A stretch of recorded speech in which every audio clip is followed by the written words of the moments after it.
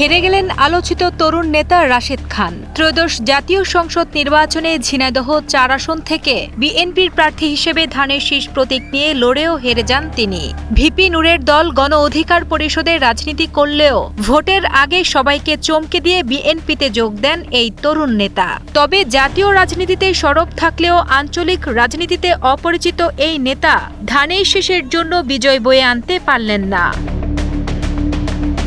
নির্বাচনী আমেজ শুরু হওয়ার পর থেকেই ঝিনাইদহ ৪ আসন ছিল প্রাণবন্ত ও টান টান লড়াই। কালীগঞ্জ ও সদরের এই আসনটিতে দিনভর উৎসব মুখর পরিবেশে অনুষ্ঠিত হয় ভোট। এই আসনটি ঘিরে সব দলের কর্মী ও সমর্থকদের মাঝে ছিল টান টান উত্তেজনা।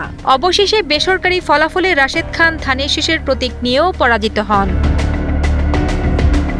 ঝিনাইদহ ৪ আসনের বিএনপির মনোনীত প্রার্থী রাশেদ খান গণ অধিকার পরিষদের সাধারণ সম্পাদক হিসেবে দায়িত্ব পালন করার পর ২০২৫ সালের শেষ দিকে ওই পদ থেকে পদত্যাগ করে বাংলাদেশ জাতীয়তাবাদী দল বিএনপিতে যোগ দিয়েছেন। পরবর্তীতে ধানের শীষ প্রতীক নিয়ে নির্বাচনে অংশ নিয়েছেন।